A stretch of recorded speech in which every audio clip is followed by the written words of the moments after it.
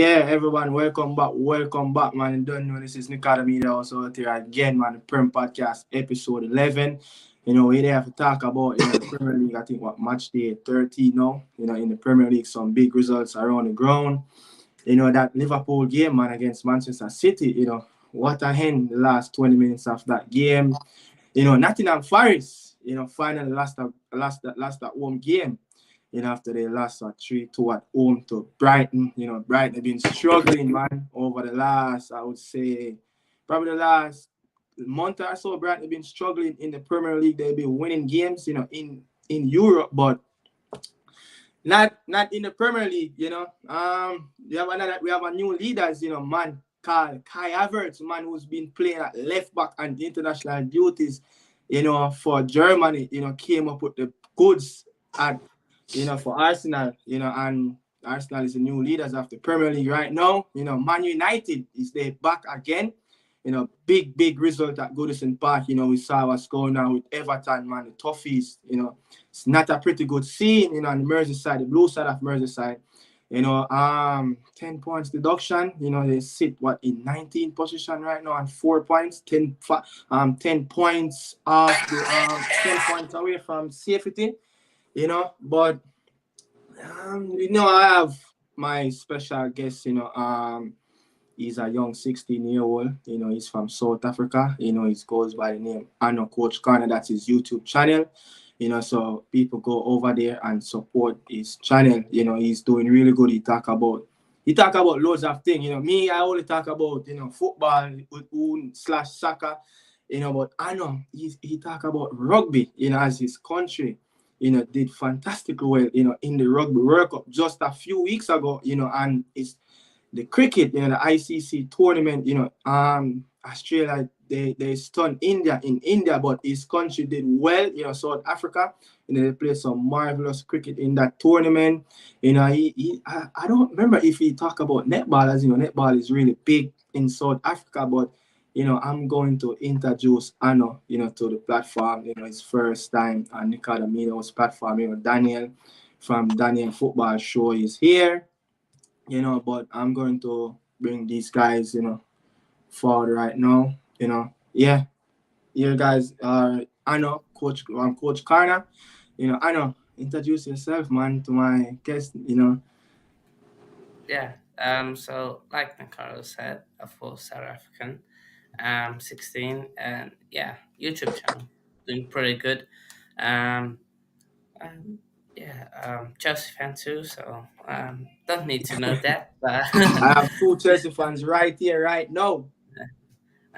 but on the netball, Yep. I think we got knocked out in the semis of the Netball World Cup. It was hosted here, but Jamaica's women are absolutely phenomenal in netball. I don't know where they get it from, Who's but it? yeah. Fine.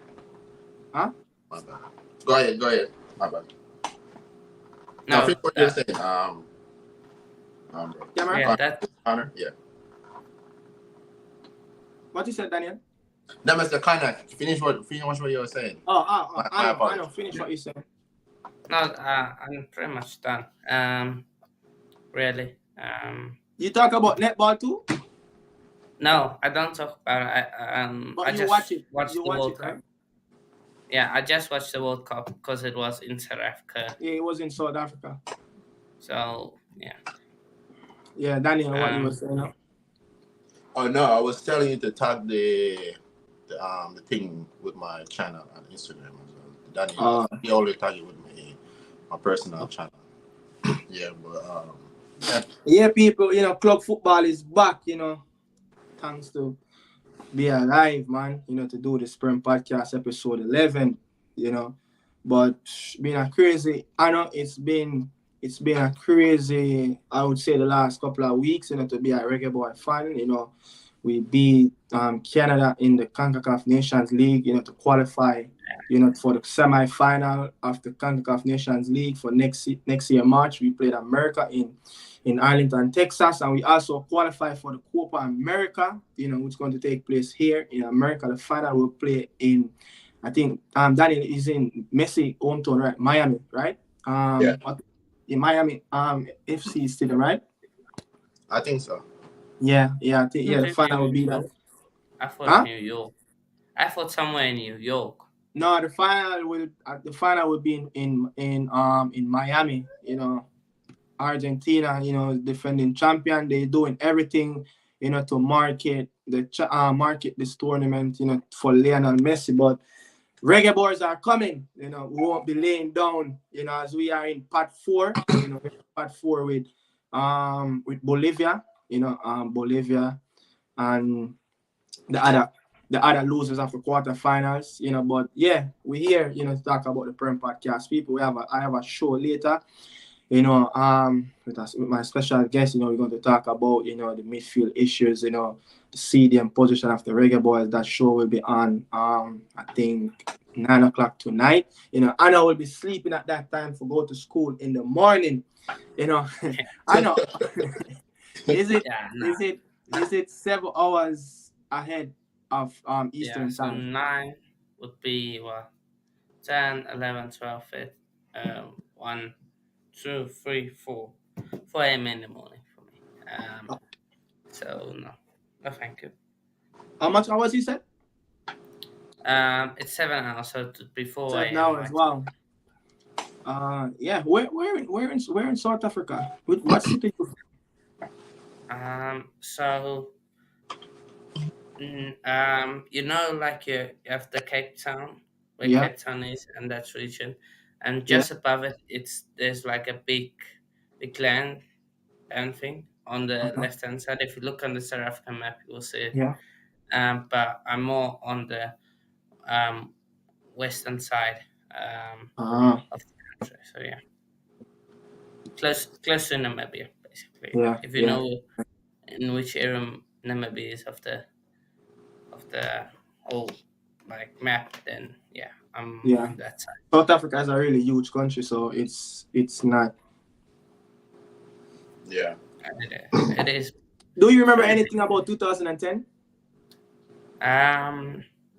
Not really. I just know the goal. And that we He got was a knocked out really in the young group baby stage. at that time, like a toddler running around in diapers.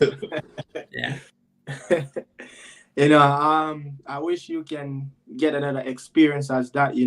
Next World Cup will be in our hometown in America, so we will be, enjoying. But we can say the same thing too about the Reggae Boys when they qualified in 1998. We were like 3 and 4 years old, so we don't have any remembrance of the boys in that World Cup. The last time they qualified was the World Cup, right? Yeah, that was the last time South Africa qualified, right? Yeah, right. And that's the second time or the first time you guys qualified? Yeah. That was the last time we qualified for the World Cup. We have qualified a few times now for the AFCON. So yeah. And we're in the AFCON this year too. I remember I remember one name in that South Africa team. I think he scored against France. Shabalala. Remember that name, Daniel? Yeah. Shabalala. That's it. I remember Pinar was in the team, but everyone used to talking about this guy that scored against France in that game. I think his name is something like Shabalala, Yeah. But guys, Spain, though? Huh? Wasn't it Spain? Spain? I don't remember. Yeah. Spain. Yes. Oh, you said Spain. If Spain won. Oh, yeah. Yeah, Spain. Yeah. But yeah, we're going to go and kickstart, the Premier League. As I said, club football is back, man. Man called Erling Haaland, he broke that record of Andrew Cole, 48 games. That is so quick. And his Champions League record, man, it's so astonishing that this guy is doing, what most players didn't do, at the age, at 22, 23 years old, So, I know, and Danny, we're going to kick things off at the big weekend. What happened at the big weekend? The first game, lunchtime kickoff in the UK. Manchester City versus Liverpool, man. That game finished 1-1. But that game for me, it didn't live up to expectation. A couple fixtures being in the past when Liverpool and Manchester City, We're tugging war, for winning the league. They have some feisty encounters, especially in that Champions League where, Liverpool got the best of them. But Anna, did you really surprised of the energy of the players in the first 30 minutes of that game?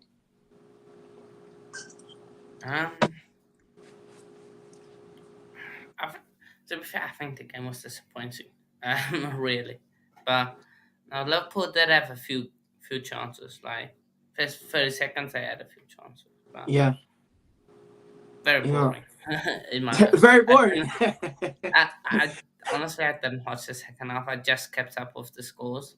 Yeah, Because I didn't even know City had like a goal disallowed or anything.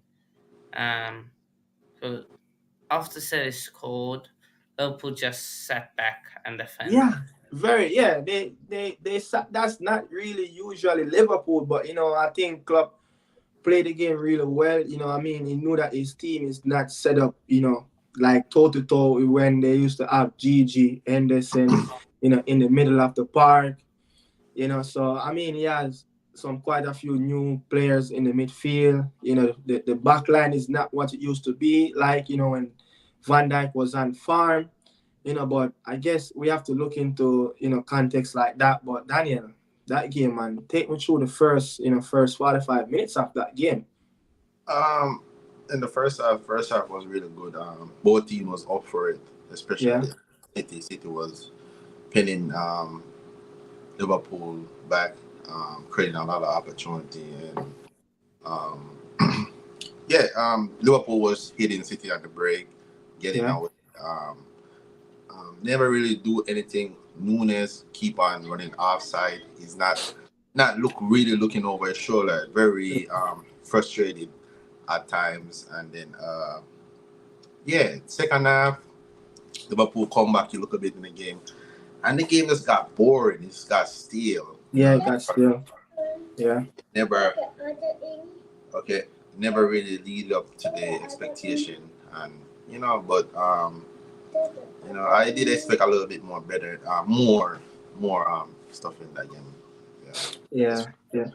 I know. In this game, did you see a lot about this Liverpool team that they have like that quality. They really have that those quality players can challenge for the title. Do you see that about this Liverpool team that they can do what they did in the last few years? I Close the think door.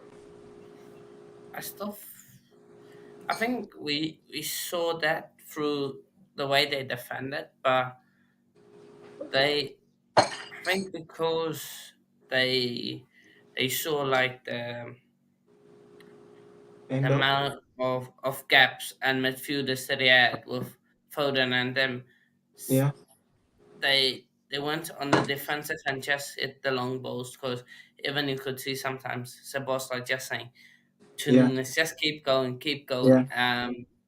And it was like that. I still think they have the men to do it to go further on. yeah, It's just about getting to January, getting a six, anyone yeah. that's decent enough, not Endo, Mm-hmm. and someone that's a bit better than Endo, and then they can challenge. Yeah, But if they, let's say, 2 points, 2 points yeah, of City first yeah. play in second, or whoever's in first to play 2 points Arsenal in at least. first. Yeah. But then I think they have a chance going to general. But this month is huge for them, Yeah, especially with Europa League and all the cups starting, Carabao Cup, FA Cup. How yeah. do they manage a squad? Because I think they got a tough team. I think in the Carabao Cup. So how do they manage a squad is the biggest one because McAllister can't play every game. We've seen that, That's it. especially when teams play on the counter against him. So, if people counter Liverpool, that's the best way to beat Liverpool Okay. because McAllister can't run back. He doesn't have the speed and physicality. Yeah. So yeah, but they have a good chance. They've got the forward line. And defensively, I think they're starting to build some consistency. Van Dijk is looking better by the game. Matip had a wonderful game against City, but Tim is also inconsistent. But if he can stay consistent for just a few games, then Konata comes in, is consistent again, then it's good. Robertson, we know Robertson gives Yeah. you Yeah. mostly a 7.5, 10 plus each game. Also, Tsimikas, he's also on and off really. Like one game he will decide to play really good, other game he won't. Trent, I think Trent is learning how to defend, and he's learning quite fast. Really. So yeah, I Yeah. think the other things. It's just a midfield. They can get a 6. If Szoboszlai and whoever, then you can play. Like if you have a 6 and you have Szoboszlai, McAllister, or Szoboszlai, Gravenberch, or McAllister, Gravenberch, whoever as the 8, and then you have a 6. Beautiful. Yeah. Daniel, Yeah. mistake, from the keeper, Allison, poor kick out, led to that goal, that Manuel Akanji to drive through that Liverpool backline and give Haaland that ball. Allison he's just not looking himself, for since the season started. He even make a few mistakes, and international duties. I think it was in September, in Brazil, started to play their first qualification. What's going on, even with Edison and Allison, man, they just a couple of seasons ago, they were the best 2 goalkeepers in the league, but now it just seems like everything sometimes is going bad. But that whole game, he was having a poor game. Just keep on miskicking the ball. Yeah. And just having a very poor game. I don't know. Maybe they've been very consistent over at least, you could say, at least 5 years, because even when Alisson was at Roma, he was still one of the top goalkeeper in the world. So maybe declining a little bit, maybe just out of form. And he did. It's maybe the poor defending from Liverpool again, because they used to shield him a lot, not letting players in around, Yeah, and maybe that too, a lot of pressure. Because I mean, most teams that play City are always gonna be under a lot of pressure. Most teams gonna always look at. When Liverpool normally play, otherwise on City they don't really play that much big teams. Not gonna really look that much under pressure. But I just feel like maybe just a little bit of dip of form with the keepers. Not really letting he be pulling off some outstanding save as much as he look kind of suspect. But I just feel like maybe there's a little dip of form. Yeah, I'm going to say, something about the game. We know that, Erling Haaland, been scoring goals left, right, and center, since last season. We saw he broke that 50 goal record, from Andrew Cole, 48 games. Andrew Cole took 63 games to did that. But this Manchester City team, it's down to them to lose the league, to be honest. They have to shoot themselves in the foot. Their team is so good. But in this game, I don't know if many people realize they didn't even make a substitution in the game. I don't know if Pep Guardiola didn't trust the players, that was on the bench at the time. But Kevin De Bruyne is out, injured, and they've been creating chances, in games after games.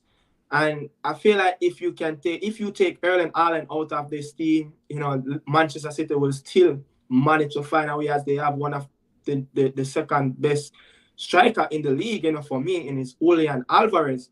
He's really good playing at the number 10 position. And that's the difference, between Liverpool and Manchester City, the individual brilliance, of one team. But when you take away, Mo Salah from a Liverpool team, no one know where the goals will come from. As Darwin Núñez, he just can't finish at least his first chance in a game. He always takes like 2 or 3 chances before you put away one. Except that game that he came on, at St. James Park, when he just turned everything on his head and just scored those 2 goals. But when he naturally start for Liverpool, he tend to take a lot of touches. He take a lot of chances to score. But he's a really good striker. I feel like he's a little bit raw in the Prem, but I think he will get better. But the thing though, I'm trying to identify for you guys between those 2 teams. If you take a Mo Salah, where the goals will come from, for Liverpool. But if you take out the Erling Haaland, for Manchester City, they will still manage to get goals. Remember when they won the league, with Sterling playing as far as number 9, when he had Aguero on the bench, the man that is City leading goal scorer for the last 5 years during that time. So yeah, I just feel like Manchester City, it's just down to them to lose the league. And before this game, they won 23 games at home in the Premier League since the start of this year. And, this is the first time they drew a game at home, so all of that just show that, this team is quality overall, but I don't know if you guys want to have anything to talk about that, the individual brilliance of both teams. Doku. He's just keep getting better and better, Doku. Jeremy Doku. I think City can really miss Kevin De Bruyne. You can see they keep on feeding Doku with the ball. Yeah. Keep on going down that channel. Sometimes I know he's a good player, but he's still young, still learning. And they never really have any otherwise on Doku. Give the ball to Doku. They never really have that much threat. Now Man City, they have threat all over the place. Foden wasn't that influence. He was kind of very quiet, but Jeremy Doku really, really. He's a really good player. Yeah, he's a really good player. But yeah, I know. He was like the only one that was bringing excitement to the game, Doku. But in the end, I know he took on Trent a few times and got past him, but it didn't really do something prolific, I would say. It just basically it created pressure on Trent, but it didn't really materialize to anything. But he is still young, so he will learn. But yeah, Sorry. Yeah. Continue. I have to. What was it? Okay, that troubled pass. There's few players to create the set a goal. I think it's Akanji. I think it was Akanji. One of the 2. Aki? Yeah. For the Haaland, right? Yeah, for Haaland, and then Trent of the 8. So I think those 3 really individual brilliance. Yeah. Mostly in the game. Even that Alexander Trent goal, it was a beautiful takeaway from him. Just one touch, and put the ball in the back of the net. It was a really good finish. But I feel like you said something earlier, Hanno, that Trent is learning faster to defend.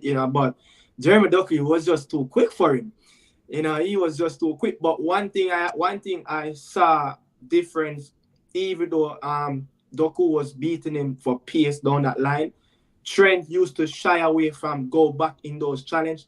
And again, that yesterday, he stood up like a man. Even though he was getting run, he stood up like a man, and he was just like, I'm just going to defend. But the inverted, I think that really, really suit Trent to come inside, and you can see that he's a really good pass after ball. We knew that he's a really good pass after ball, but I just feel like he just needs a little bit more time in the middle. Remember when Pep Guardiola brought in Rico Lewis, in that right inverted, and he had an excellent first 2 months of his career of Manchester City first team, and then Pep froze him out of the squad. It takes time.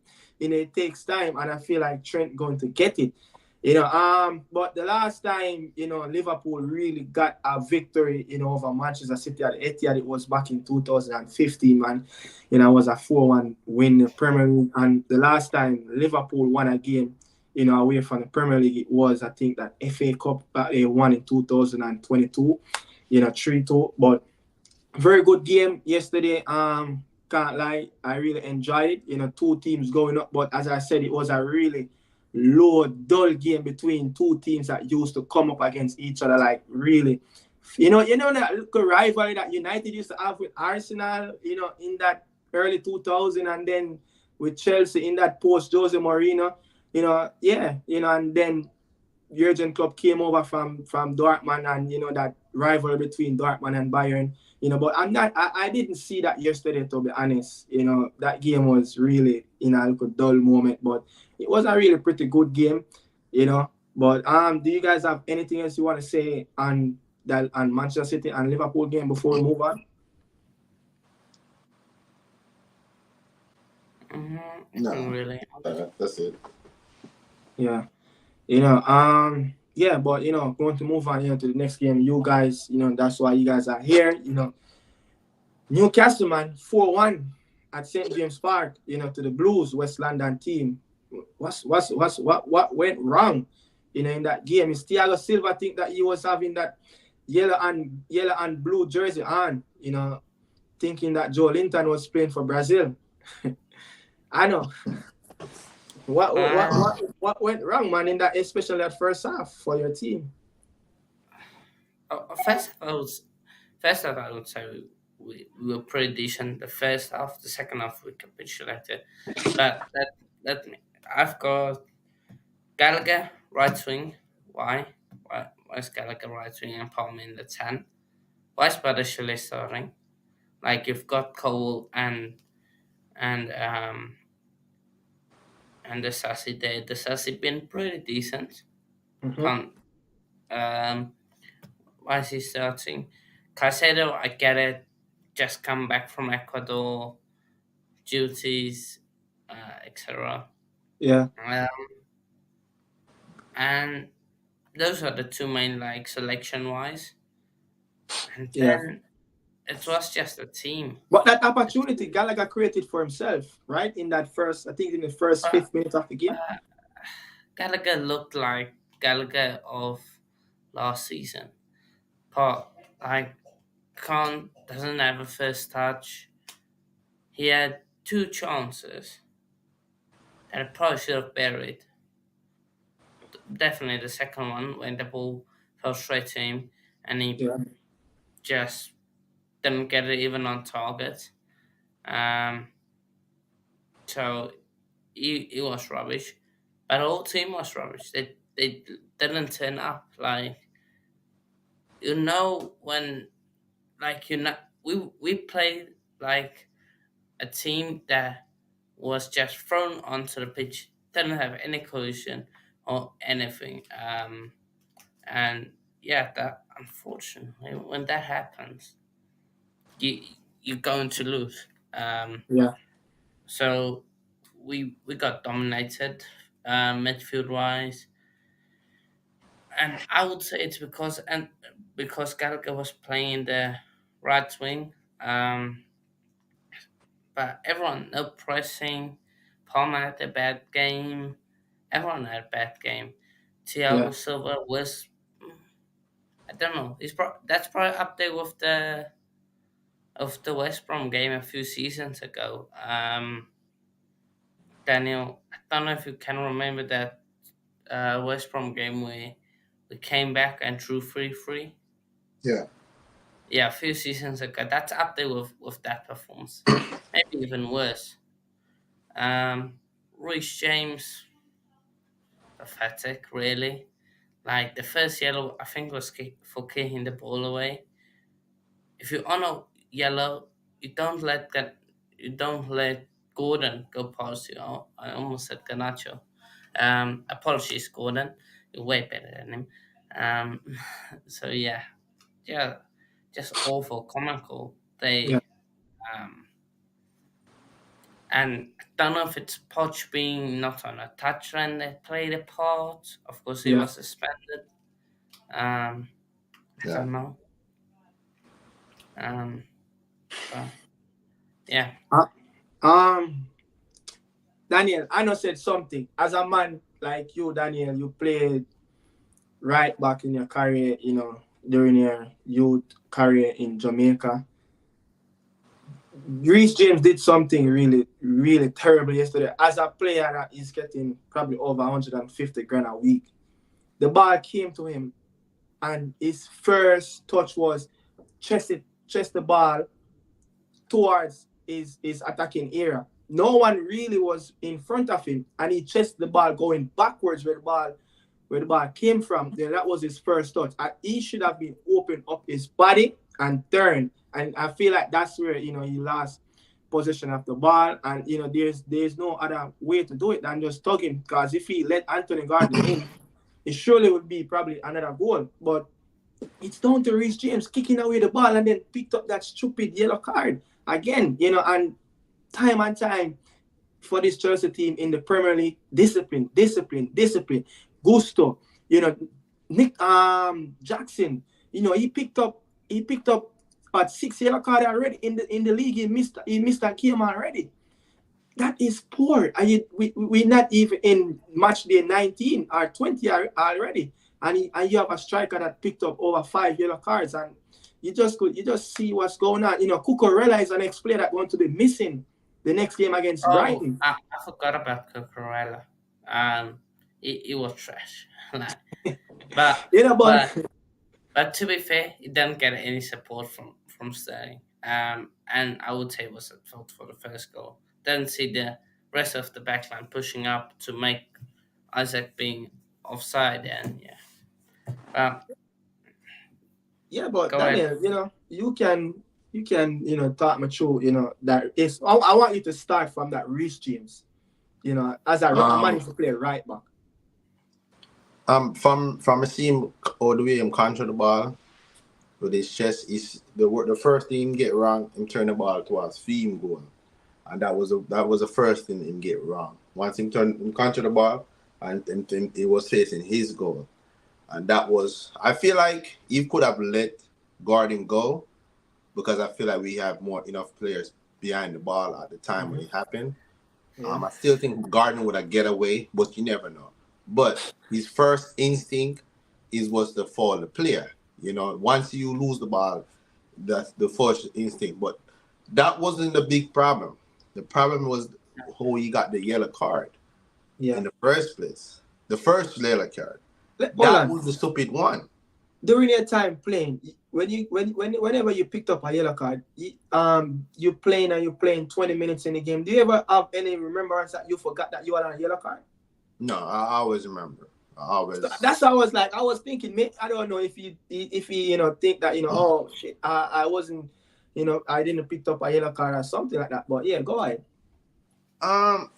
Honestly, yesterday was just one of them days. Like, when I wasn't even mad or anything. I just from I saw Sterling getting the ball, and he was just running straight into Trippier.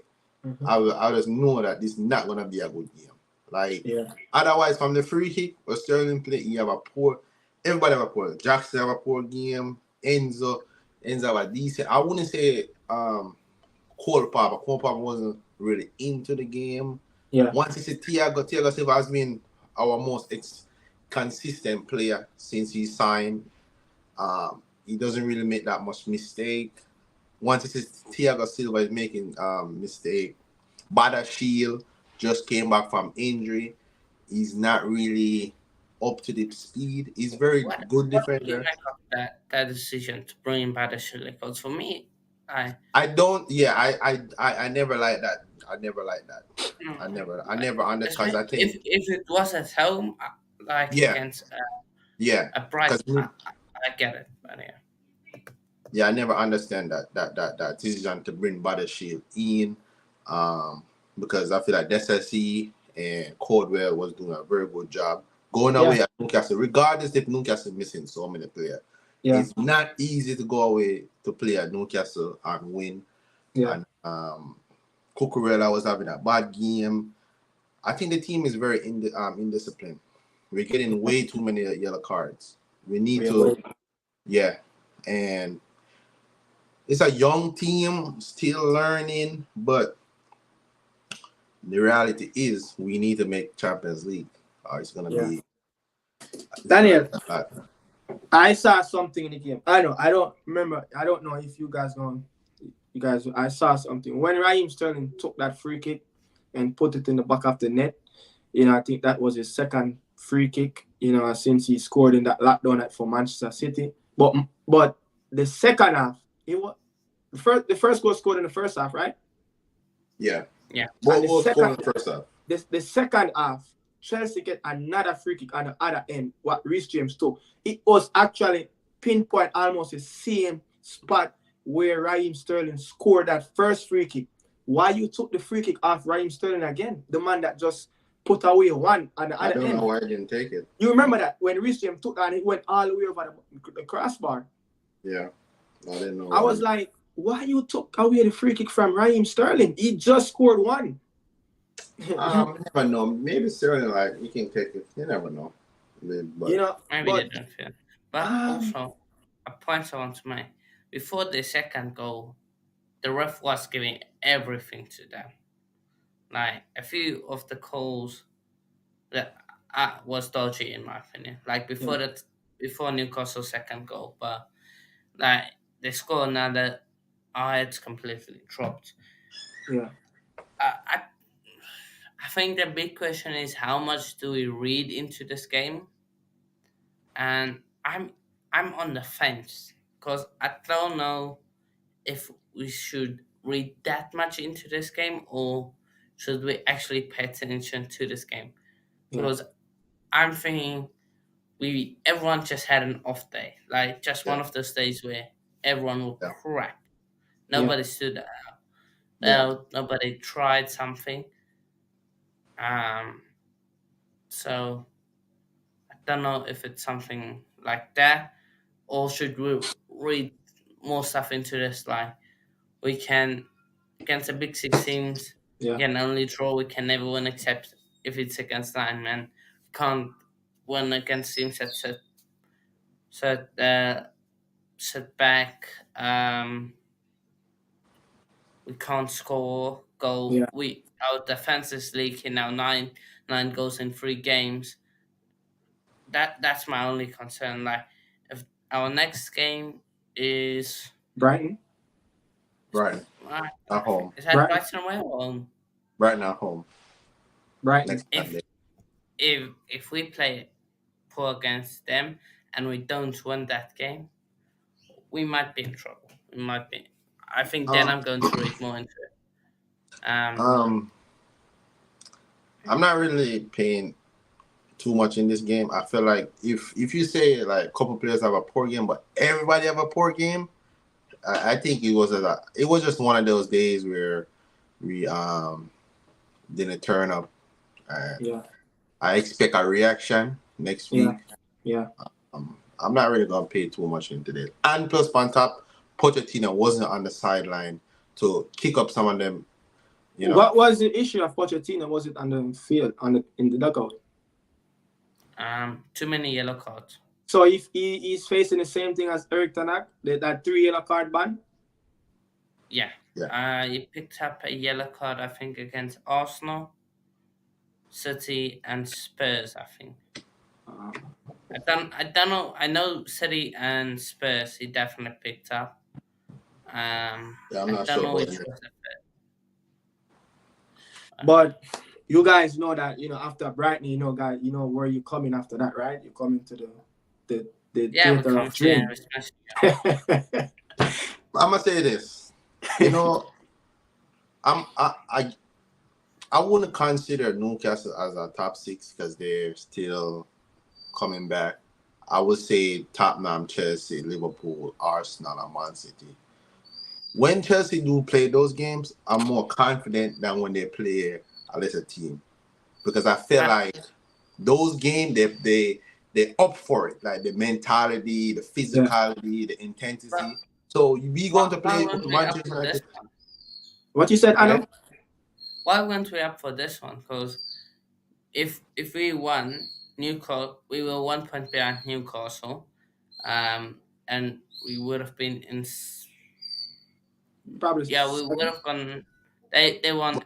They probably been 8th position behind Brighton. Yeah, but that's the thing. We have this mentality. Go ahead. Why weren't they up for? We could have gone 1 point behind them. We beat Brighton. We maybe leapfrog Newcastle first. They got United on the weekend. So I don't know why they weren't up for it. That's the main thing. I don't know why they were so poor, because we know they can be better. Right? But I think it was just one of those days. But I still expected us to turn up. So that's what you're gonna get with these young, inexperienced team and project. It's gonna be like. You guys wasn't really conceding that much goal on the Potter. I remember one time on the Potter when he just came in. What his first game was, I think, September the 9th, something like that. When Frank got the sack, Potter was keeping that backline really tight. I remember you guys played a couple of games in our competition. I think 5 games. You guys went on you remember that last season when you guys went on a spree where you guys wasn't conceding in the Champions League and in the Premier League and in the Carabao Cup. You guys went on a run like 6 games without conceding a goal under Potter. But under Poch, you guys also not scoring. Huh? Also not scoring those, I think. Wasn't conceding. Yeah, I mean scoring. Yeah, and scoring, but if you don't concede, if you don't concede, you have the best possible chance of getting 3 points from a game, and the Poch, and the Potter, his first 9 games in the Premier League, you guys conceded 7 goals, and Poch, I think his first 9 games, he conceded, over 10 goals, so you could see the difference. But I want to say this, Eddie O, somehow he's getting the job done. He had like 8 or 9 first team players out injured, and he had this young 17-year-old Lewis Miley came in the fold, not on the bench, but in the starting 11. On that, I think they had injuries, but with Isaac and Omar back, that's probably the best team they can. Like, it's probably the bit of they beat him mixed because Dan Burn is injured and Lewis Hall wasn't eligible. Boatman is out. Dan Burn is out. So I think probably 3 players missing from the starting 11 that usually But somehow Eddie O, as I was saying, Daniel, somehow Eddie O is getting the best out of these players. We saw it in the Carabao Cup at Old Trafford. He made 7 changes. He beat United. But this Newcastle team is playing with energy. You could see that they're playing with commitment. They're fighting for that badge. As you know, you can't play with the Jardis. That's the minimum requirements. To be a Newcastle player, you have to have that commitment to play for the badge. But Eddie Allman is doing a really good job, at St. James Park. And you could see that Newcastle is really playing high energy football, but they're in a little bit of stumble, going into the next game, I think, in the Champions League. But I don't know if you want to say something, Daniel, about Eddie O and Newcastle team. They really playing good. And that 17-year-old that start, his name is Lewis Miley. Yeah, I did see him from the preseason. They were very decent. Very structured team. Know what they're doing. Like, they know how to defend, know how to attack. Like, they're well structured team. Like, everybody know what they're doing. Eddie always been a very good coach. For me, was at where I always play very good football. I don't think Newcastle. I thought they were missing a lot more players, but they did get back a couple of good players back. and Isaac and Amran. So they still have a good midfield. They still have a very good defensive too. So Trippier, I think Trippier is one of their most important player with his free kicks and but Newcastle they are slow. They are baby giant in the Premier League. Yeah. Yeah. I know. I have one question for you before we move on from Newcastle game. Alexander Isaac, and Callum Wilson. If they can keep both strikers fit, especially Isak, you think that they will be a big favorite to finish in the top four? At the end of May coming next year, because Isak scored 7 goals already. No, definitely. I think Wilson is more. If he's fit, you cherish him, because he's not every game fit, and that's the main problem. If they can keep Isaac fit, it works perfectly. But it depends on the game with those two. But no, they're definitely serious considerations, like for top 4, top 5, whatever Champions League format will be. But yeah, I think if they don't have Almiron and Isaac back, that team looks a whole lot different. And that team is probably worse, I would say. Like they definitely fall off.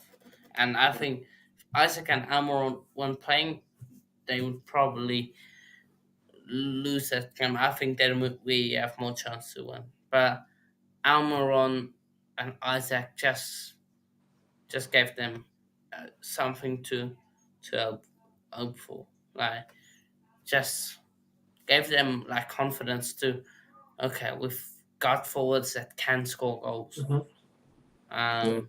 So yeah.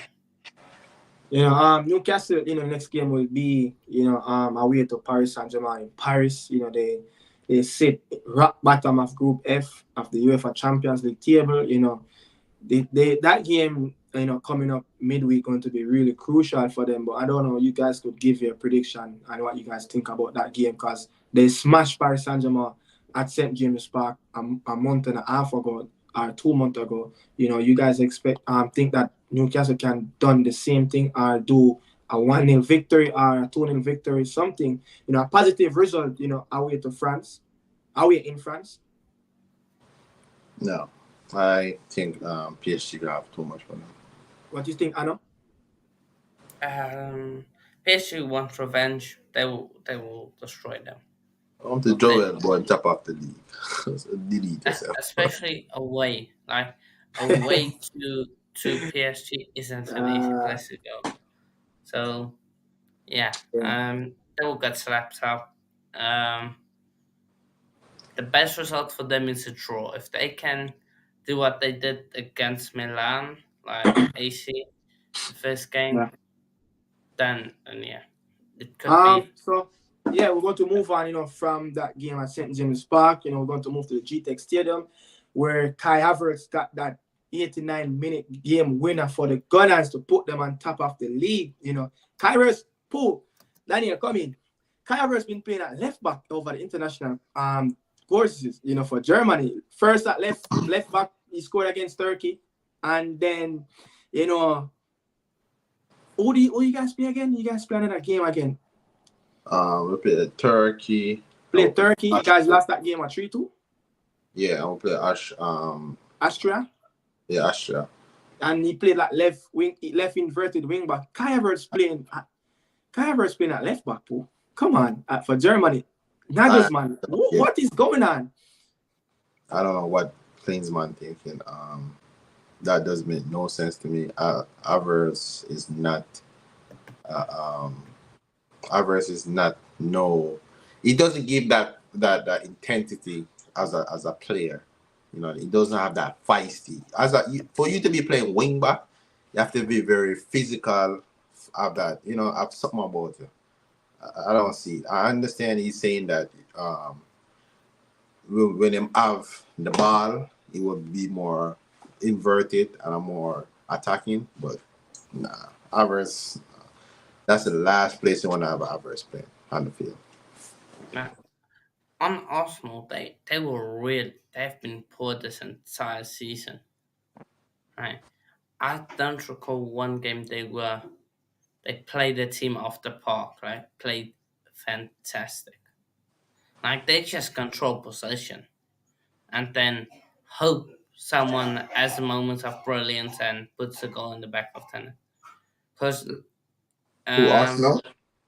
yeah, Arsenal. And then if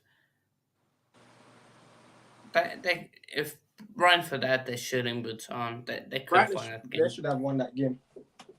Could have won 2-0 easily. Yeah. But Ramsdale. yeah, Ramsdale. Ramsdale was having a horrible day. Like Yeah. he was so lucky. You think he's Yeah. off coming in the summer? Because, Southgate was saying that, if you can't get enough game time, you won't be in the squad for the Euros, but I think that is kind of unbiased, that is not right because you have players that, in the squad that's not really playing week on, week out. Cole Palmer, courtesy of him, he just really got in this Chelsea team. We saw what Calvin Phillips, in the game, I think at one point, remember Nick Pope, wasn't at his best for Burnley, and he still managed to get in the team over Dean Henderson, who was playing really well, at the time. But this is Mikel Arteta 200 game, in his Arsenal career. He won 116, he drew 34, and he lost 50. I know you have to go really shortly, but tell me what you think about Mikel Arteta, the job that they have done so far for the Gunners. Except last season, he's poor. Like I think tactically, he's really poor, and this season, it seems like he's burnt out. Like that whole team is burnt out. They don't know what to do. But yeah, he's a pretty decent coach, but he doesn't know how to manage a team. Look, what happened with Leno and Martinez, and then Leno and Ramsdale, and now Raya and Ramsdale. Like, he has a track record. He sold Emi Martinez to Aston Villa. Now Martinez a World Cup winner. He sold Leno to Fulham. Yeah. Leno was past his time, but still, Ramsdale will probably sell him now in January. But yeah. But he can say that he has the best defensive record in the league alongside Manchester City. What they can see 10 goals in the Premier League so far. Do you know why? Because they don't have anything going forward. Like they don't have anything going forward, so of course the defense will be good. Like, and with the best CDM in the world. In England, I probably could say alongside Rodri. I wouldn't say he's been the best one because I think he's been the best also player out of a bad bunch. Because if you look at that Arsenal team, the only one that has tried something was Rice in that Brentford game. Like Saka had one cross and that landed. Yeah. Except that, nothing else. But I know you said you're gonna be here for like an hour. Whenever you're ready to go, you can go. But everyone can go over. over Anna's Coach Corner and show some love and subscribe to his channel. He's doing a really good job. He's just 16 years old from South Africa. Just a little miles out of Cape Town, but I know keep doing the good work that you're doing, on your channel. You talk about various different types of sports. It's really intriguing, to see that, a young 16-year-old he can do that. I used to, be like that when I was your age. I used to talk about cricket. I used to talk about the NBA. I used to talk about football. I used to probably a few times, the tennis, which watch the tennis with my dad. So yeah, but since growing older and getting more stuff, getting tied to more stuff, so I'm not fully free anymore like one time, when you growing up and I've started to have kids and stuff like that, starting to work. It's going to be less time on your hand to do all of that. But I hope you can keep that standard going, and show the younger generations that it's not the younger generation, show the older generations that you have people like you, who is still young, who know various different types of sports, because the elders in the sports industry always said that the younger generation don't know about 3-4 different sports, but you is doing it on your channel, so you're doing a really good job. So keep that energy going and don't let anyone discourage you. You're doing a really good job. I know sometimes YouTube, it can be really frustrated, but it's a long-term process and you know that already. So yeah, keep going, keep pushing. You're going to be a fine journalist in South Africa. I was telling my dad about you, I think a month ago, that I know this young 16-year-old from South Africa. He's really good. You can see that he's a future analyst. The way he, by the way, just sit in front of the camera and talk about different sports. You break it down and give details and what happened. He's doing a really good job. So yeah, keep it going. You're going to be a fine journalist.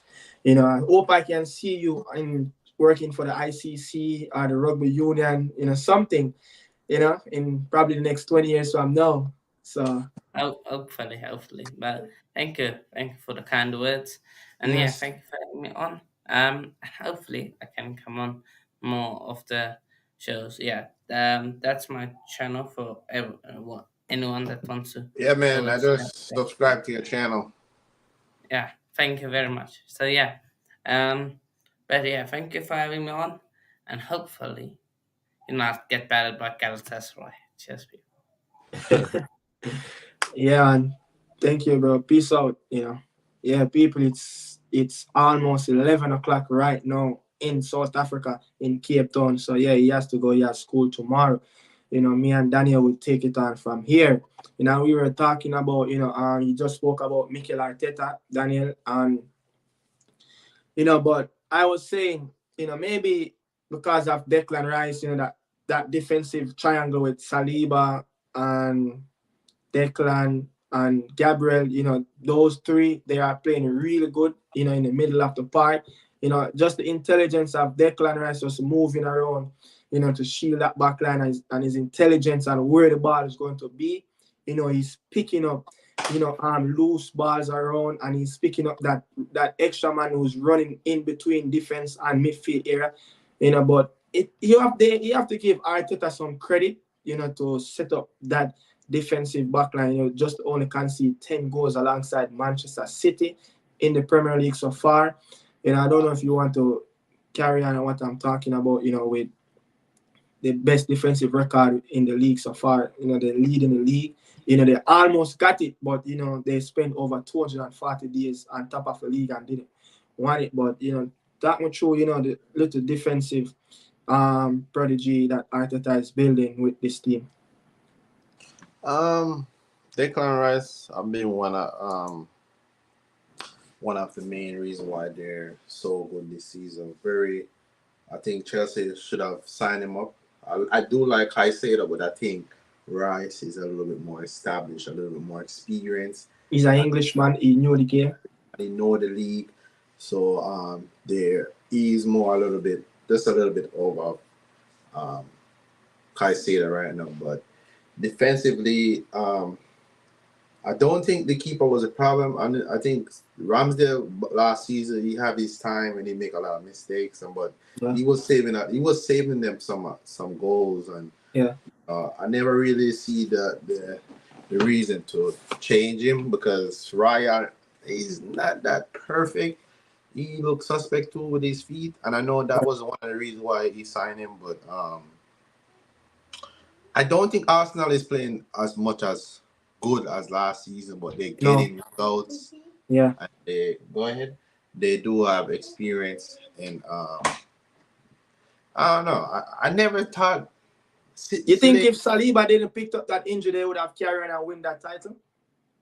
No, because he's really solid. Saliba is really good. He's a really good defender. But I don't know. I still think the pressure would have mounted upon them, and the inexperience that kick in the part. So yeah, I still feel like they would have still dropped down. But yeah, they're gonna be up there. They have the experience from last year.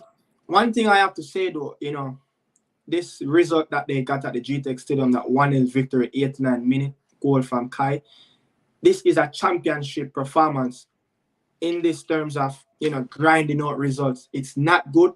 It was a dull game for the Gunners, but they managed to get the result. Then coming into this game, they knew that winning this game can put them on the top of the table, before that Spurs game.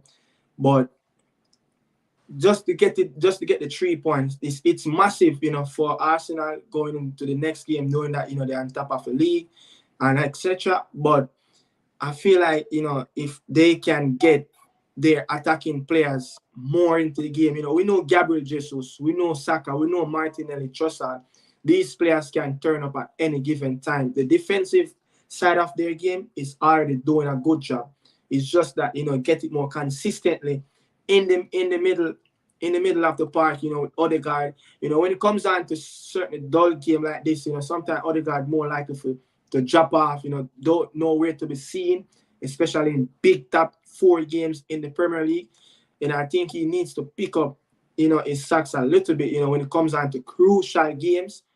When he's a captain, you have to show more leadership in your performance, not against some minimal teams that, expect to beat. They struggled, I think, in the EFL Cup.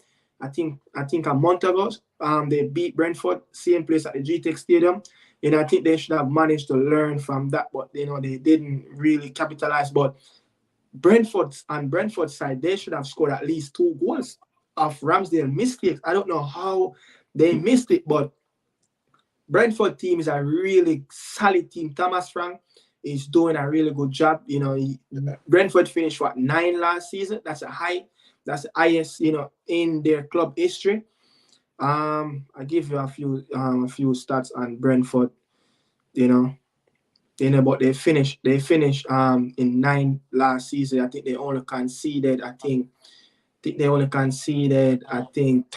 30 something goals last season. Now they conceded 18 goals. That's 1/3 of what they conceded last season. It's a little bit low performance on their side. But Brentford though, they're playing really good without Ivan Toney. But did you expect them to playing a little bit better or higher up more in the table? No, I think they're playing good, because at first early part in the season they was kind of struggling to score goals, but I think they're able to start score a little bit more goals now. Bomo and what's the other guy name? That ball Risa. They started to find a little form. They beat Chelsea. I think they're doing good, because I really think not having Ivan Toney would have been a very big loss on them. But I wouldn't say they're over their expectation, but I will say just not having Toney, what they're doing is pretty much decent. Yeah, what they're doing forward is doing, and I don't know if many Reggae Boys fans can see that whenever Ethan Pinnock played for this team, he looked like a world-class defender in the Premier League. He don't kick away the ball. He's very sharp on his touch. His passing skills is really good. He's precise on what he do. He's very complete player in the air for Brentford. I watched him, especially in that second leg in Toronto. I mean, he made a few missed kick in the box when we defending that 3-2 victory in Canada. He made a few mistakes, not big mistake, but it almost could have cost us. But you don't really see that, in the Brentford shirt. So I just feel like Brentford had a system that they know to play, and they know what to expect from each other whenever they stepped out on that pitch. But I'm going to, moving forward from, from that Arsenal game, going to talk about, Spurs, Spurs. What a game, is it the best first 45 minutes from, remember when Liverpool and Tottenham played that game at Spurs at the London Stadium, in Tottenham Stadium. That first half, it was a really good first half. This first half match, but that game that Liverpool and Tottenham played, in London. But what went wrong? Even with Young-min Son, he scored a hat-trick, but all 3 goals ruled offside. It was a crazy game. It was a crazy game. Yeah, crazy game. Song just couldn't able to stay on side, and Tottenham, I think they bent that core. It was having a really good game, and then you could see right after that, the game kind of swing a little bit. Yeah, and that change at halftime too from Unai Emery. It's like this guy just know when to make the right change at the right time. Change. Exactly. Matty Cash playing at right midfield. Yeah. Over our boy Leon Bailey. And I feel like if he didn't came off, he would have got a red card. He was. But I feel like when you watch an Unai Emery team, they played really physical. They played kind of dirty. They like to rush you. Yeah. They like to kick you around the park. They don't really give you much time. And they were I don't know if you realize it, in the first half, Aston Villa were playing on a really high line. I was really curious, like, when did this going to stop? Luckily Tottenham was keep getting in. And Tottenham was keep getting in because, that Spanish kid, Gil, was playing at left side and Brennan Johnson was playing at right, and they were playing really wide. They were rubbing, the outside line, and you could see that, Young-min Son was getting in around in that number 9 area. He was just bursting into channels. And I feel like, with Son playing in that number 9 position, it's a blessing in the sky for Spurs because, Brennan Johnson cannot do the job that Son can do. He's a really good finisher. Yeah. Richarlison is not a player that, will run the channel. Young-min Son is really experienced player of knowing to run in the channels, in around, especially when Harry Kane was around at the time. But he's doing it by himself, and he's really showing more maturity of his game. He's showing the other side of his game that we didn't knew about Young-min Son. We thought he was just a left-sided player. But if they have Madison today, that eye line. If they have Madison, if they had Madison, but I think even a goal take away from Watkins, Watkins scored a goal, they taking it away. I think it was offside too. Watkins another player that's really scoring goals, 7 Premier League goals of the season. I think it's 12 in our competition. Is he the best striker England have before Harry Kane? Like you could put Harry Kane away. Remember when Jamie Vardy was around? What about Ivan Toney? Last season he was really good. We don't know what we're gonna expect. No. Who else? Callum Wilson. Eddie Nketiah. I would say Watkins is the second. I think Watkins. I like Watkins. He's a player, yeah. He's a approacher. Yeah, I like Watkins. He's really quick. I didn't know he was really that quick of a player. Yeah. I would take Watkins. I would take Watkins right now over Nicholas Jackson because I see something in Watkins that I really wish Nicholas Jackson had. Like I see yesterday, Nicholas Jackson, he gets some ball like off ball and like he tried to control it. Today, you saw that finish of Watkins made? One touch. You see that finish? See that goal Watkins for today? Yeah. If that was Jackson, he would have touched another touch, and then the player would have blocked him off. That's a difference between a instinct goal scorer and a young player still a learning tree. But I like Watkins. I'm looking for something. Spurs have lost their last 3 games. I think they lost against Wolves. They lost that game. Against Villa, and who else beat them? Chelsea Chelsea beat them. we spoke about, this Spurs team of not getting any injury. Their team is not that deep of a squad. Even though they're not playing, in Europe this season, but when you have a Madison that's out, he's coming back mid-January. A Perisic ligament coming back next year, May. Solomon coming back in February of next year, Meniscus injured. Van der Ven, hamstring January. Richarlison grind, he's coming back January. Sessin Young, hamstring, he's in around to come back. Romero is facing. It was a straight red card for It was a straight red card, right, in Chelsea game. Oh, for Romero. Romero. Yeah. He's missing. He's going to miss 3 games. This one, the one now against Villa, and Bissouma is suspended. So, that's a lot of players out, and Spurs have so many young kids on the bench, and they only made 3 substitutions. They brought on that young attacker from Argentina, Velez, young striker, but they just don't have anything else. And is this the end of Spurs? You say probably challenge for the title. Like they just have too many long-term injuries, and their next game will be City. They were never gonna challenge for the title. I think I like how he play football, and I think they're gonna. Even though they lose, they play really good football today. Yeah, I feel like once they get back a couple players, they're gonna. But most of their key players are long-term injuries, not coming back. Yeah, Madison January. Madison is January. And the December period is wicked, isn't it?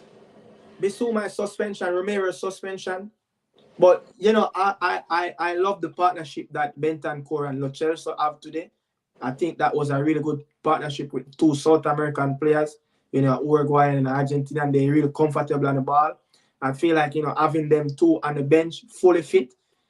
Bentancur went out injured. We saw that Matty Cash, he was getting booed right after that. But I feel like when you have Bissouma is back, when you have Madison is back, and you're going to have Bentancur and Lo Celso, those 4 midfielders can create damage in the Premier League. This is a system that they love to play. 2 South American players like the high line, like to press, but I think Tottenham just going to have to ride the wave out, because the next game will be away to the champions, and after that they will go away to West Ham and then home to Newcastle. So they have some really pretty good games coming up.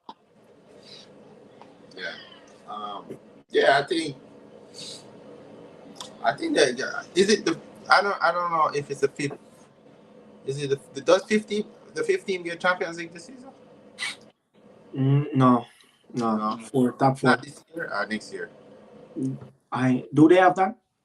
I think they were saying that the 15 that is going to get Champions League. I'm not sure if it's this year, but I think Tottenham will be all right. I just think that they just need Europa League will be good for them. Yeah, Europa League will be good for them. I think Europa League will be good for them, because I never really have them in the top 4 this season. I think their expectation this season is pretty much way more than that time. But just to see that, you could see that they have a really good coach with so many injuries and still playing really good football. Yeah, they're doing really good. They're playing some really good football. And that keeper, Vicari, he's really good. That Italian, he's a really good keeper.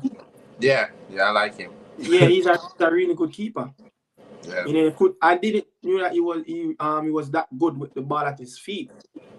Yeah. I think it's a stepping stone in the right direction, for getting that goalkeeper. I think he was coming from Atlanta or Sassuolo, one of those teams. He's a stepped up for Hugo Lloris, younger keeper, fresh, his agility, ball at his feet is really good. That's where the game is going. But yeah, I'm going to move on, from Tottenham game, the last 2-1 to Aston Villa. I think what you thought though before move on, Leon Bailey came on, and I think he took a shot that almost scored. Was a mistake though from Vicari. Yeah, Bailey came on, have a decent game. I think he could have get away a couple times. Bailey kept slipping on the pitch. I don't know why. Even for the Reggae boys, he just keep falling. if you realize, oh, someone said this to me. One of my friends said this to me. If you actually watch Obede play, he doesn't. His body is not straight. He always look like he's lean. So he doesn't really have a lot of balance. You get what I'm saying? Just watch him. So you think that's something he needs to fix? Yeah, he needs to fix that. He always seem like he's gonna fall, but he does. I think he's more like he's trying to drag his body, and then you get what I'm saying. So he's never balanced. I think he need to get that out of his game. Is he gonna change up where he play? A little bit, but I think he needs to change that. He always slipping because let's say him that compares to the Premier League field better than the Jamaica field. Let them say why not from? Yeah. But be that him saying no, he used to play football in a cassava league. Nonsense. Playing on those dirt fields, Right. Like, come on, bro. We're going to move on, from Tottenham game, to the Merseyside, the other side, blue side. That Everton, 10 points been deduction from, they had 14 points and they took 10 points away because, of what happened, that financial issues. I think it's kind of unbiased of what City did and what Everton did. You think it's some of a bigger edge thing, why City didn't really get penalized. City only got charges. They got fines. The days don't come. If they don't, that much charges, their days gonna come. Yeah, but no problem for United as they 1-3-0 with Eric Ten Hag, man, facing that one-match ban, sitting in the stadium, But the protest after 10 minutes, I was watching the game and I was like, hold on, why United fans all of a sudden everyone is wearing red? But I look good, I realized that they have a thing. I think it marked corruption on it. Really? I think it marked corruption on it. It marked corruption, but this game, United, the goal though. Let me start off with that goal. Goal of the season so far. Yeah, goal of the season. You think that over it can match the Wayne Rooney one he did in the derby, or Cristiano Ronaldo for Juventus and Atletico? I think it was really good, but the ball was going behind him, so it was. And he's short. Yeah, and he's short. I never really expect that from him. I never know he got that in his locker. And I may have to watch back those other goals and watch back his goal and then can get a judge on that. But that was a really good goal. That was, when I saw it, I was like, whoa, where this came from? But really good goal, by Garnacho. But, from, I think, United have the game a little bit under control. But, Everton got their moments.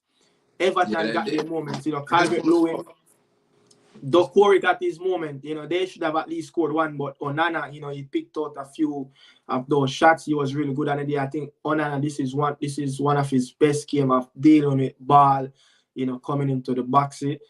But I just feel like Everton just didn't pick their moment to score, and United gave them so much chances. I think in the first half, United only have 4 or 5 shots on goal, and Everton had 19 shots, towards the goal. Not all of them was on target, but they had their moments, but they just didn't took it. I think, where is that striker that they bought from Udinese, Beto? I think they do make a lot of bad signings. If you check the history, they kind of do get a lot of signings wrong. But just going to score. I was watching the game and I was doing something same time, and I was like, I don't think Everton ever gonna score. They just don't look like they're gonna score. It was one of those days. And I did expect a little bit better from them, feisty atmosphere. Yeah. They just got robbed 10 points. Yeah, we against the world mentality. So I was kind of expect a little bit more different, but that's nothing. Do you see a different, I want to ask you this. I don't want to ask anyone that's wearing a United cap on their head. Harry Maguire is a big way from where he was coming from, with the United team. Since Ten Hag take over this team probably 7 months ago, last season until now. You see a difference in his performance, more calm. He's looking really good. He's playing. He's just playing what Harry Maguire needs to do. He's not trying to overdo things like he used to do. When he was coming off the bench, he was trying to run the ball, dribbling out, making some unnecessary pass. But knowing that he's playing in the team week in week out now, he's look more calm. He look as if he's more confident within himself and trust his abilities. Yeah, it does look decent, but he does look suspect when he play in a better team. Like you see the Manchester game, he does have his time when he looks suspect. He's not bad as he was before. Yeah. And he's doing his job, but he's still looks suspect sometimes. But he's not that bad as how he was before. But I think he's gonna be caught out when you guys play the better teams. Yeah. You're always gonna see the lack of speed, time to move fast on the ball and stuff like that. But yeah, all right, he's doing a job. I want to say this, this young player, Mainu, I saw him, in the preseason when he got injured. I think it was against Arsenal in the MetLife Stadium, but you could see that, he was playing in that number 6 role, Fernandes and, McTominay was the one that really pushing more forward. I don't know, this player, he's looking really like, you don't really look like a player that's just coming from the academy, but see, we as a United supporter, we saw qualities in him, in that preseason, and we were hoping the best. But that ankle injury, but he playing Everton. I don't want to say much because it's just Everton. It's kind of poor team, but he look as if he's going to be a really good player in the future. And Garnacho, the only thing I know have on Garnacho, his end product is not there as yet. His end product of finishing, trying to beat player 1v1, he will run at you and all of that, get the ball in the box, but end products of making things happen, it will work. But I saw something in Marcus Rashford, he's not scoring, but great leadership by Bruno Fernandes to hand him the penalty. He said it in the interview after the game. Marcus is not on farm. Marcus is struggling to score. And just give him the penalty. Marcus can kick penalty. He will score and try to get his confidence back. But I think 85th minute from there, I saw that I saw commitment in Marcus Rashford attitude. He's running after ball. He's pressing same way. I was like, okay, maybe it's just lack of form, lack of confidence, but the commitment is still there to play for United. It's not like he's having an I don't care attitude. As his body language can speak a lot sometimes, but just his effort that he's putting in, his fighting, his pressing. I saw we were leading 3-0. 93rd minute, the ball was going out and he's sliding off the touchline just to get the ball. I said, okay, that's some commitment right there. So it's just for him now to get the goal. Fernandes said it. As soon as he starts to score back goals, he's going to be a real class player for people. So it's just that you just need to get the right goals. We saw it with Nicholson, Boza in for the Reggae Boys, not scoring, getting chunky, having a lot of weight on, but getting more game time now for him. He's starting to score for club and country. So I'm just saying that, Marcus scored, I think, for England, a couple games ago. So he's getting that goal. He scored his penalty now. So hope, he can push forward. He can push forward as we have a big Champions League game coming up on Wednesday against Galatasaray. It's going to be a massive game in Turkey, in Istanbul. But Rashford suspended. Yeah, Rashford, he got that. Yeah. Rashford is suspended. He got that red card. Yeah, he will be up with Rashford. But United is not far off the pace. I think United is 6 points away from the leaders in 6th position. But the thing is with United, score 16 goals, conceding 16 goals. That's my issue. Not be able to keep in clean sheets. But today we managed to keep a clean sheet. The last time I think we kept we kept a clean sheet with and scoring 3 or plus more goals. It was back in, I think, 2021 when we beat Spurs 3-0 away. Last time we done that away in the Premier League. Yeah, last time we did that was 3 clear goals away in the Premier League away to Spurs in 2021. That was the last time United did something like that. And it's a massive 3 points for United as going to Istanbul next game. It will be a feisty encounter.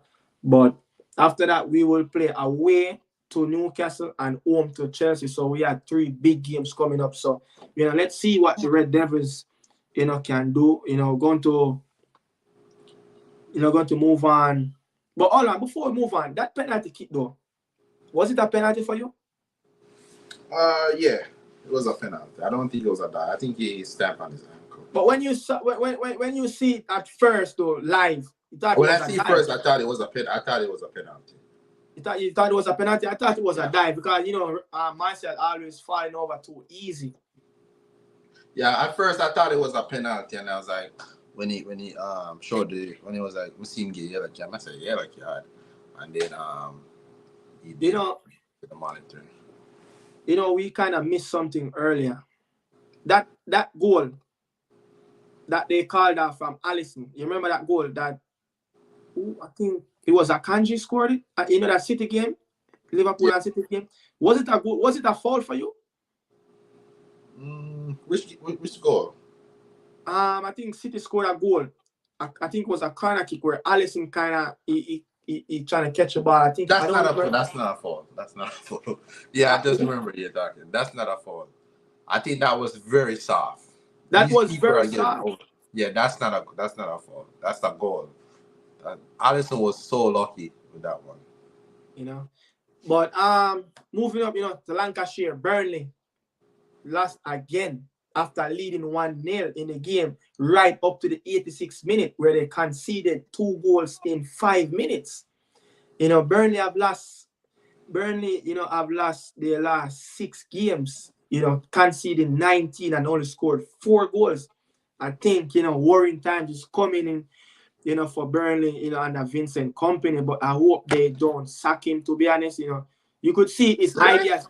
Yeah, because Burnley is losing games. I understand that, 3 points is what needed in games to keep them survive in the Premier League. But when you really look on how they try to control the ball, I know they want to play the game. They're controlling possession of the game. It's a result business, though. Yeah, I know it's a result business.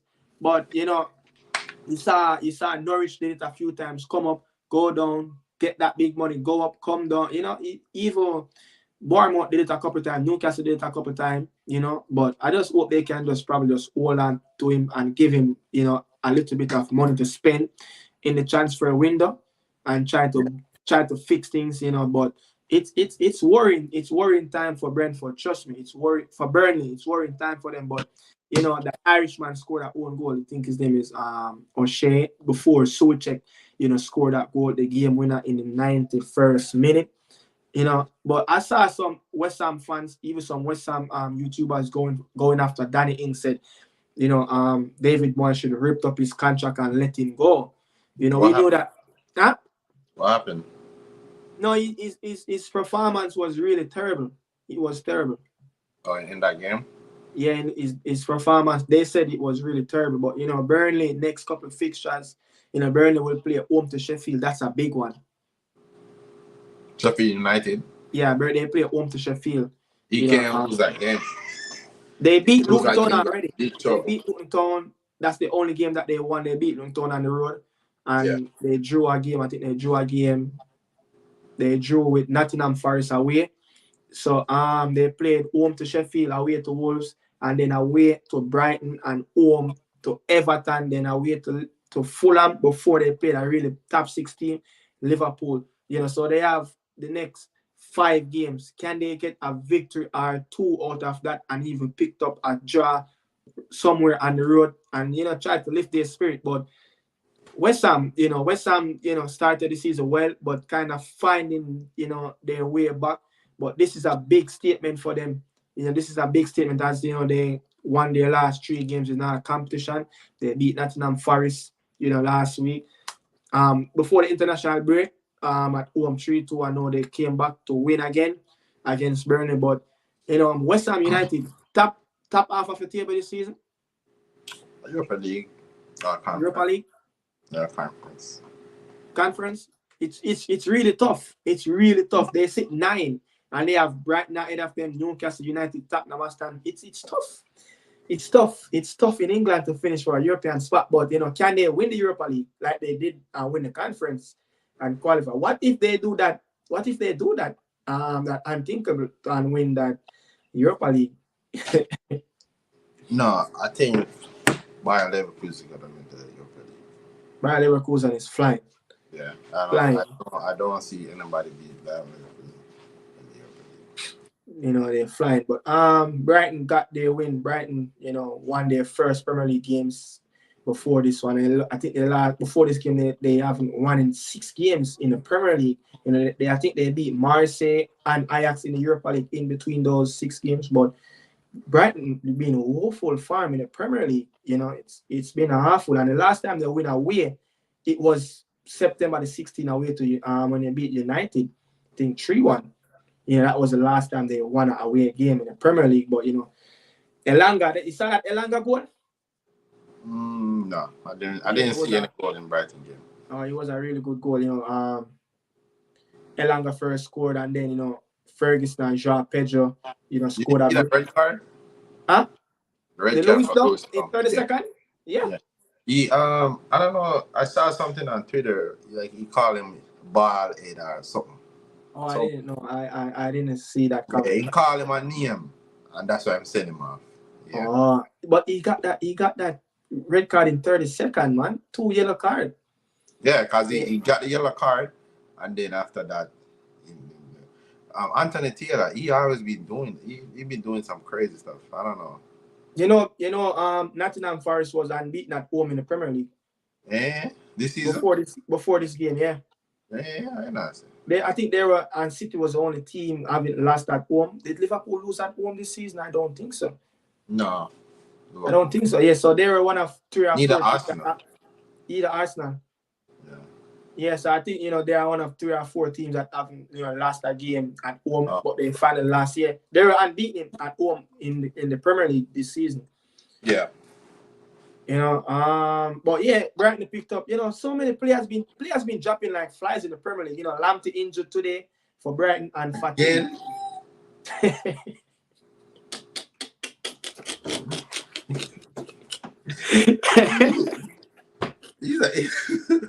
He's an injury prone. That's a lot of injury. The next game, Sheffield, last 3-1 at home to Bournemouth. Bournemouth is showing some attitude after I think Bournemouth was the last team to win a Premier League game. Was the last team to win a Premier League game, right? Yeah, I think so. They beat Newcastle. Newcastle they beat somebody. I think it was Newcastle. No, Newcastle. They beat Newcastle, but they beat Burnley. No, they beat Burnley. They beat Burnley. Yeah, that was their first match. Yeah, that was their first match. Their next game will play home to Aston Villa.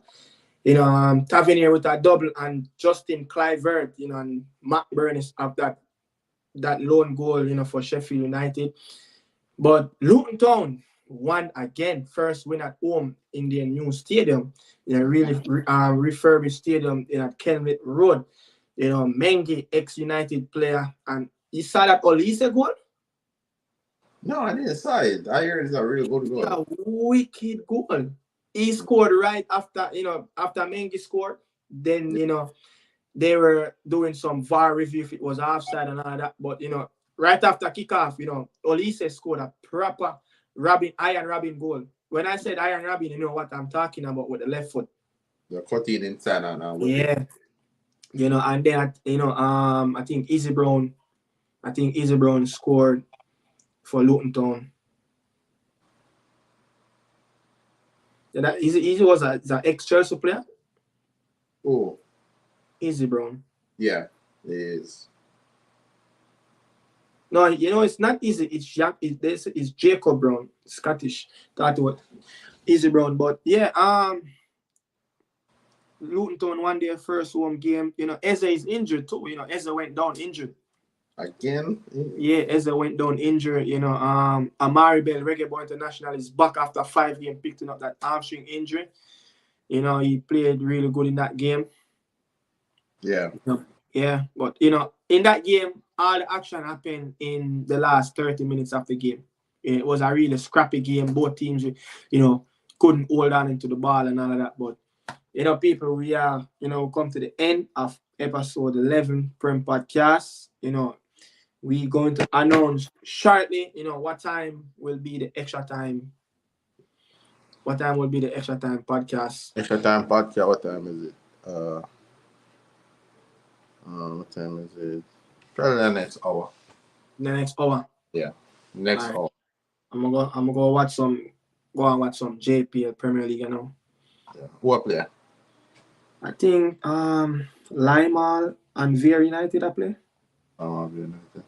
Yeah. Just All right, you know, go. Yeah, just hit me up when you're ready, people. You know, we're going to do Don't know, people. Thanks for checking in, you know. Don't forget to smash up the like, subscribe back to the channel. I don't know. Look out for Extra Time Podcast. Yeah. Yeah, man. Out.